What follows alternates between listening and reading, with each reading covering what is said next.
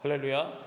오늘 같이 나누실 말씀 마가복음 6장 47절부터 52절까지의 말씀입니다. 마가복음 6장 47절부터 52절까지의 말씀, 우리 다 같이 한 목소리로 봉독하겠습니다. 저물매 배는 바다 가운데 있고 예수께서는 홀로 무태에 계시다가 바람이 거스름으로 제자들이 힘겹게 노젓는 것을 보시고 밤 사경쯤에 바다 위로 걸어서 그들에게 오사 지나가려고 하시매 제자들이 그가 바다 위로 걸어오심을 보고 유령인가 하여 소리지르니 그들이 다 예수를 보고 놀람이라.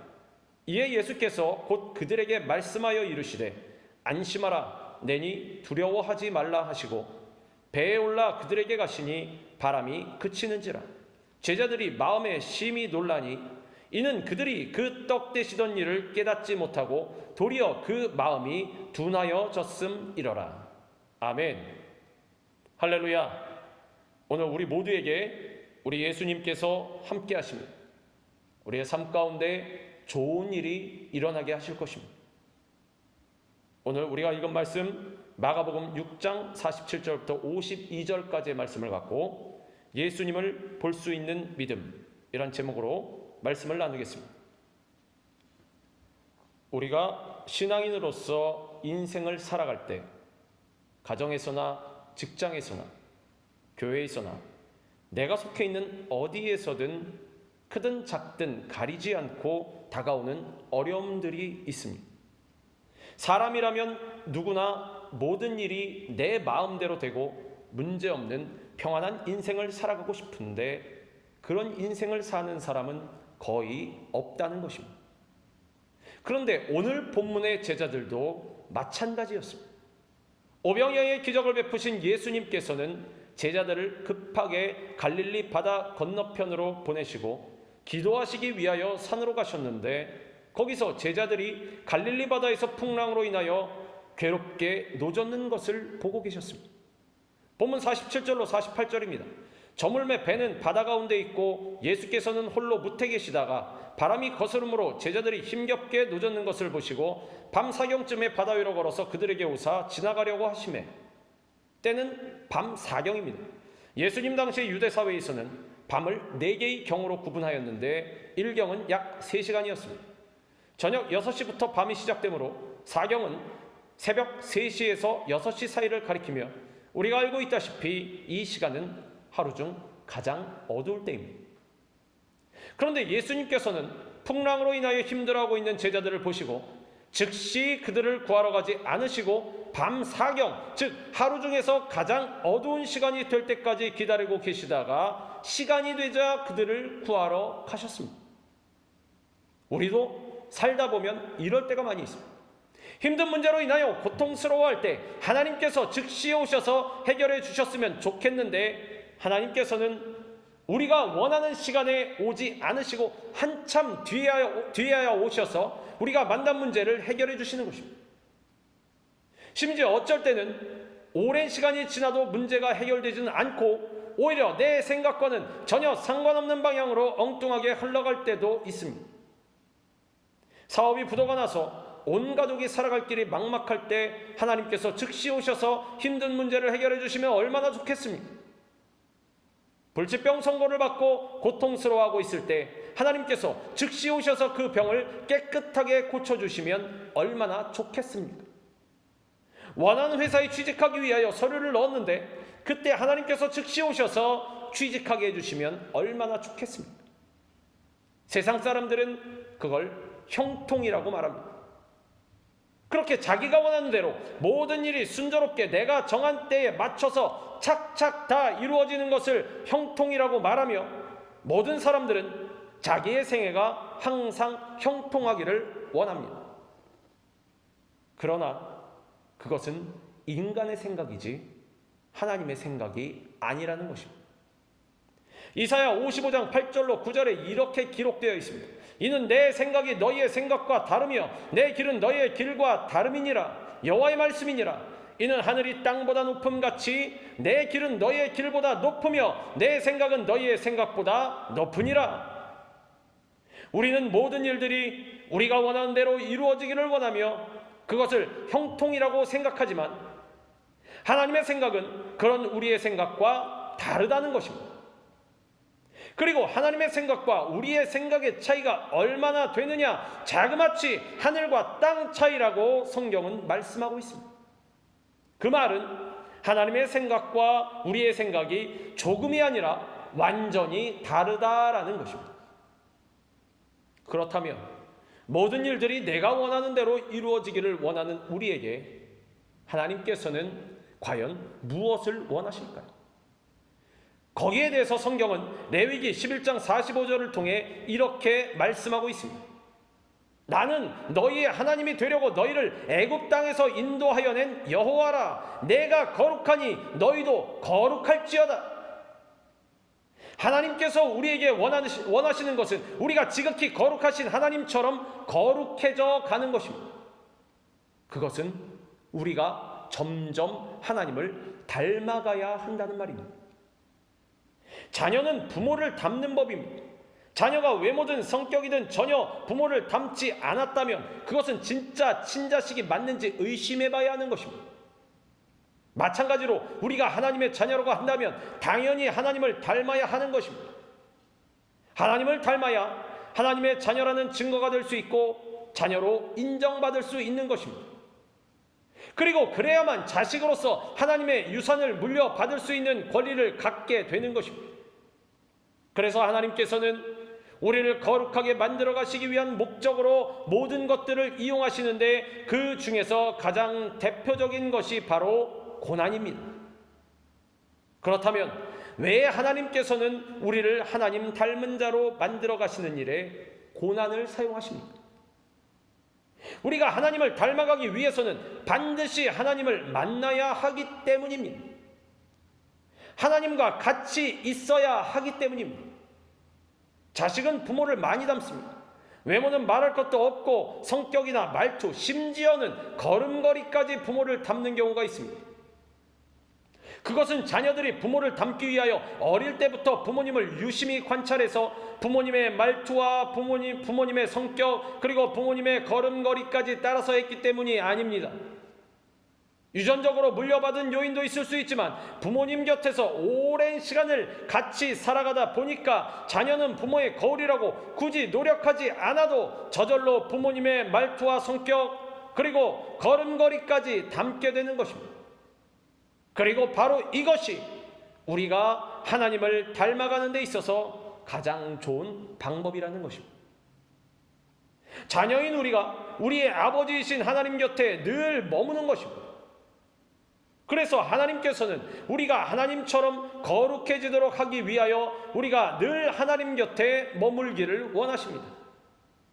하나님께서는 그 목적으로 우리에게 고난이라는 방법을 사용하시는 것입니다. 고난이 없을 때는 하나님이 안 계셔도 우리는 얼마든지 이 세상을 자기 힘으로 살아갈 수 있을 것 같습니다. 굳이 하나님 곁에 갈 필요성을 못 느낍니다. 내가 계획을 세우고 내 주관과 판단에 따라서 내가 내 인생의 주인으로서 하나님의 말씀이 아니라 내 생각과 내 경험과 세상의 논리에 따라서 살아가도 아쉬운 것이 없습니다. 그리고 그렇게 살았더니 실제로 돈도 많이 벌고 부족함 없이 꽤 잘 살더라는 것입니다. 고구마 전도왕으로 잘 알려진 김기동 목사님이 평신도 시절에 장교 출신으로 군에서 제대하고 사업을 시작해서 사업이 잘 되어서 수십 년 전 당시 한 달에 500만 원씩 벌었답니다. 그래서 비즈니스다 뭐다 세상에 빠져 주위를 건너뛰기가 일쑤였고 그야말로 하나님 없이도 내 힘으로 살아갈 수 있다고 생각하는 인생이었다고 합니다. 그런데 어느 날 눈에 넣어도 안 아플 아이가 불치병에 걸리니까 병원비가 한 달에 1,000만 원씩 들어가는데 자기가 아무리 잘 나가고 돈을 많이 벌어도 도저히 버틸 수가 없더랍니다. 그래서 깨닫기를 내가 아무리 잘났다고 해도 하나님 없는 인생은 아무것도 아니구나. 결국 내가 할 수 있는 것은 아무것도 없구나. 하나님의 때가 되어 고난이 닥쳐야만 비로소 자기가 얼마나 연약하며 무능한 자인지를 알게 되는 것입니다. 그러면 그제서야 하나님을 찾게 되고 손들고 나오면 자비하신 하나님께서 그런 우리를 만나 주시는 것입니다. 하나님께서는 우리에게 고난을 허락하시고 우리가 원하는 시간이 아니라 그 시간이 한참 흐른 후 밤 사경, 즉 가장 힘들고 고통스러운 시간에 우리를 찾아오셔서 우리가 겪고 있는 힘든 문제를 해결해 주시는 것입니다. 그때 우리는 우리를 도우실 분은 하나님밖에 없다, 그런 하나님께서 우리를 도와주셨다는 사실에 감격하게 되고 실제로 살아서 지금 현실에서 역사하신 하나님을 만나게 되는 것입니다. 그리고 그 이후에 우리의 삶은 이전과는 완전히 달라지게 됩니다. 그 전에는 하나님이 없는 불신자와 똑같은 삶을 살았지만 그 사건 이후에는 살아계신 하나님을 늘 곁에 모시고 아버지 되신 하나님을 닮아가는 거룩한 삶이 시작되는 것입니다. 물론 이후에 그 열정이 식어질 수도 있습니다. 그러나 그런 과정을 반복하면서 점점 더 하나님과 친밀해지고 가까워지는 것입니다. 하나님께서는 바로 그 원대한 목적을 가지고 우리를 찾아오십니다. 그러므로 그 어떤 역경과 고난을 만나도 낙심하거나 포기하지 말고 끝까지 하나님께 소망을 두고 하나님을 찾고 하나님께 매달리시기 바랍니다. 그럴 때 밤사경에 찾아오시는 하나님을 만나게 될 것입니다.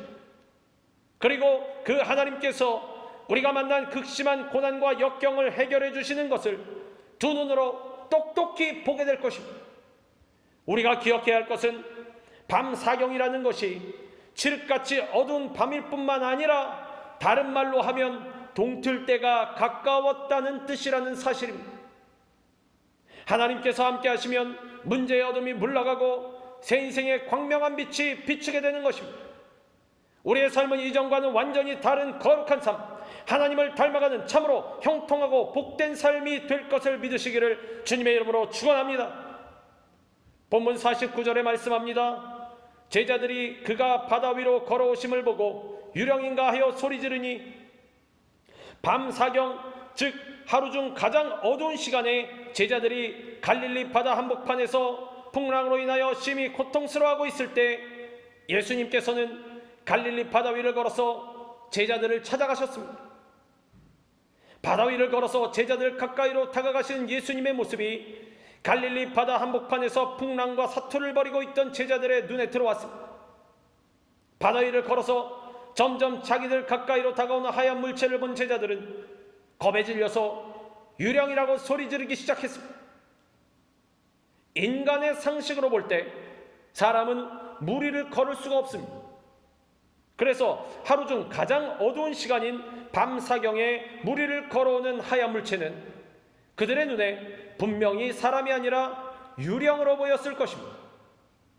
이들에게 있어서 굉장히 현실적이고 합리적인 의심입니다. 그러나 딱 거기까지라는 것입니다. 현실적이고 합리적인 의심은 상황을 파악하는 데 도움은 될지 몰라도 그 문제를 절대로 해결하지는 못한다는 것입니다. 다가오는 것이 정말 유령이라면 어떻게 하겠다는 것입니다.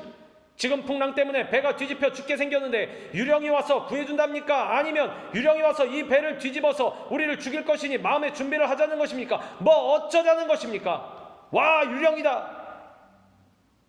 지금 당면한 가장 중요한 문제는 풍랑에서 벗어나는 것입니다. 그리고 안타깝게도 바로 이 모습이 우리의 모습입니다. 누군가가 밤사경에 풍랑이 있는 물 위를 걸어올 수 있다면 그분은 분명히 예수님이십니다. 그런데 이들의 생각에는 유령만 있었지 예수님이 없었다는 사실입니다.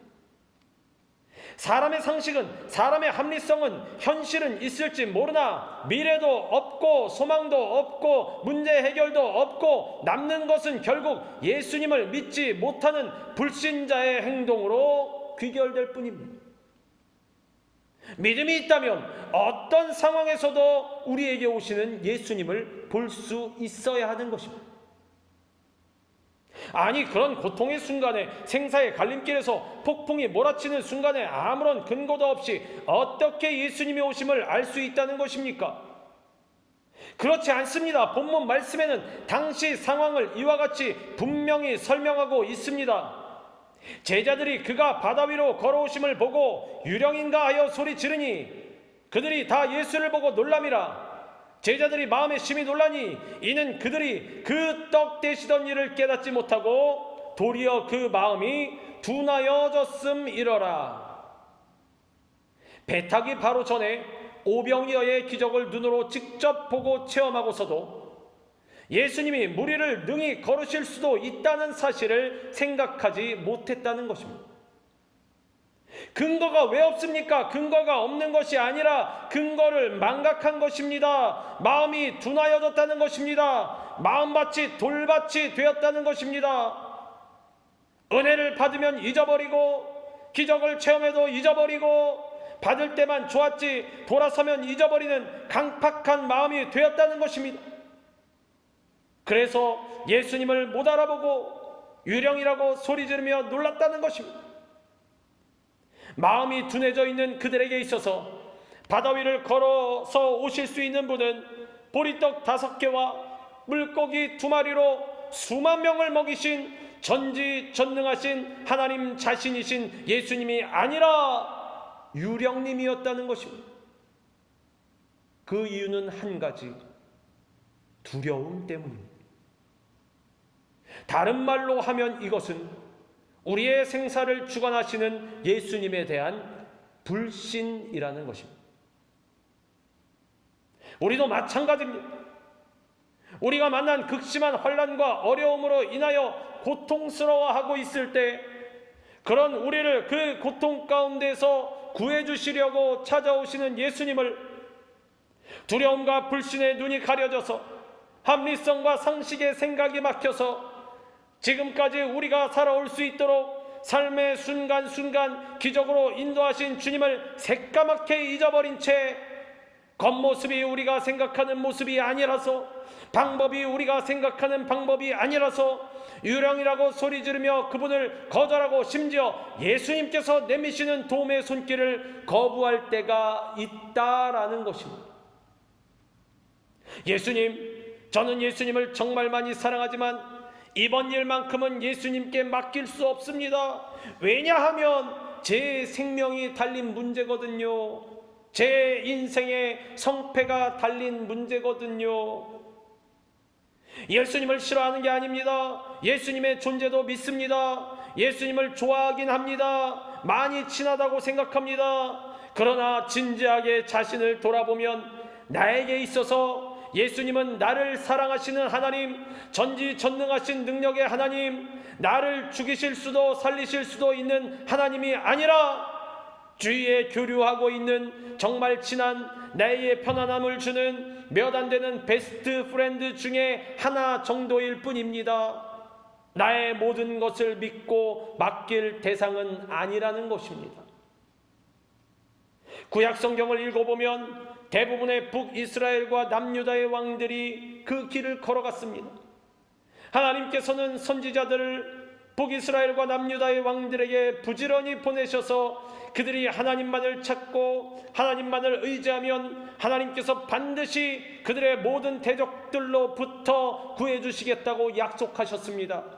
그러나 그들의 생각은 하나님을 믿었다가는 완전히 망할 것만 같았습니다. 그래서 자기들을 주변의 대적들로부터 지켜줄 강대국들과 동맹을 맺고 하나님이 아닌 강대국들을 의지하였습니다. 그러나 그들이 믿었던 강대국들은 대적들로부터 결코 그들을 지켜주지 못했습니다. 그래서 북이스라엘은 아수르에게, 남유다는 바벨론에게 완전히 멸망을 당하고 백성들은 대부분 포로로 끌려가고 말았습니다. 그런데 남유다 왕들 가운데에는 선지자가 일러준 대로 오직 하나님 한 분만 의지하였던 왕들이 있었습니다. 그 왕들 가운데 한 사람이었던 히스기야는 주변의 나라들과 동맹을 맺지 않고 오직 하나님 한 분만 의지하였습니다. 어느 날 그 히스기야가 다스리고 있던 지극히 작고 미약한 나라 남유다를 그 당시 중동의 대부분을 집어삼켰던 아수르가 18만 5천 명의 대군을 이끌고 쳐들어왔습니다. 그때 히스기야가 했던 것은 말과 병거를 의지하지 아니하고 오직 하나님 앞에 나가서 부르짖어 기도하는 것뿐이었습니다. 그 결과를 성경은 이렇게 말씀하고 있습니다. 여호와의 사자가 나가서 아수르 진중에서 18만 5천인을 쳤으므로 아침에 일찍이 일어나 본즉 시체뿐이라. 바로 이것이 절체절명의 위기 상황을 만난 히스기야가 철저하게 하나님 한 분만 바라보고 의지한 결과였다라는 것입니다. 아니, 그것은 지금으로부터 몇천 년 전, 과학이 발달하기 전인 옛날 옛적에 있었던 일이 아닙니까? 그때 하나님이 하셨던 일이 지금 우리 시대와 무슨 상관이 있습니까? 정말로 그렇게 생각하십니까? 만약 정말로 그렇게 생각하고 있다면 자신의 믿음을 비통한 마음으로 점검해 보시기 바랍니다. 3,000년 전이든 1만 년 전이든 그때 행하셨던 일을 하나님은 지금도 똑같이 행하실 수 있는 것입니다. 다만 문제는 한 가지, 우리의 믿음입니다. 그렇습니다. 똑같은 상황에서 주변에 있는 애굽과 같은 강대국을 의지하며 그들과 동맹을 맺었던 다른 왕들은 결국 대적들로부터 고통을 당하다가 마지막에는 멸망을 당하고 말았습니다. 하나님 대신 세상을 의지한 비참한 결과입니다. 그런데 왜 그들은 대적들로부터 나라를 얼마든지 지켜주실 수 있는 하나님을 의지하지 않고 주변에 있는 강대국들을 의지했을까요? 왜 절체절명의 위기 상황에서 하나님을 의지했다가는 완전히 망할 것처럼 생각했을까요? 왜 하나님보다 주변의 강대국들과 동맹을 맺고 강대국들의 도움을 받으면 그 위기를 벗어날 수 있다고 생각했을까요? 답은 간단합니다. 하나님은 내 눈에 보이지 않기 때문입니다. 내 귀에 들리지도 않기 때문입니다. 내 손에 잡히지도 않기 때문입니다. 한마디로 내 오감으로 확인할 수 없기 때문에 믿을 수 없다라는 것입니다. 반대로 강대국은 그 힘이 내 눈에도 보이고 그들이 강하다는 소식이 내 귀에도 들리고 그들의 병과 무기가 내 피부에도 느껴지기 때문입니다. 그러나 결국 인간의 오감을 의지한 결과는 정반대였다는 것입니다. 기억하십시오. 예수님이 분명히 말씀하셨습니다. 너는 나를 본고로 믿느냐? 보지 못하고 믿는 자들은 복되도다.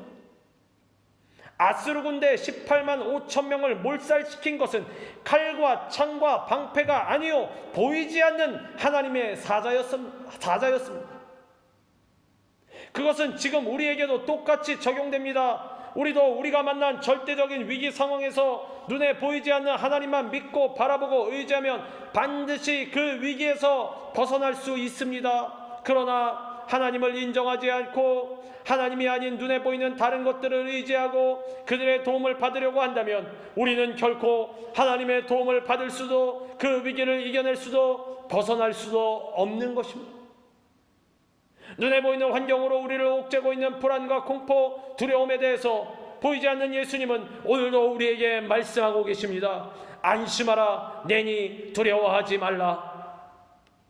오늘 본문의 제자들은 풍랑으로 인하여 배가 뒤집힐 수밖에 없는 위기 상황에서 그들을 구해주시려고 찾아오신 예수님을 유령이라고 하며 거부하였습니다. 만약 끝까지 제자들이 예수님을 거부했다면 배는 풍랑에 뒤집혔을지도 모르고 예수님께서 구해주신다고 해도 둔해진 믿음으로 인해 누구 하나 제자의 길을 가지 못했을 것입니다. 그러나 결국 제자들은 예수님을 받아들임으로 생명을 건질 수가 있었습니다. 우리가 극심한 고난을 통과할 때 예수님께서는 반드시 그런 우리를 구하시려고 찾아오십니다. 그런데 그 모습이 제자들이 만난 것과 같은 유령의 모습일 때가 있습니다. 우리의 머리로 이해가 되지 않을 때가 많다라는 것입니다. 그러나 그렇더라도 우리는 그 가운데에서 우리를 도우러 오시는 예수님을 볼 수 있어야 합니다. 그래야만 우리가 만난 환난과 위기 상황에서 건짐을 받을 수가 있습니다. 하나님께서는 반드시 밤사경에 우리를 찾아오십니다. 그러므로 밤사경과 같은 극심한 고난 가운데서도 낙심하거나 포기하지 말고 끝까지 하나님을 찾고 하나님께 나아가시기를 바랍니다.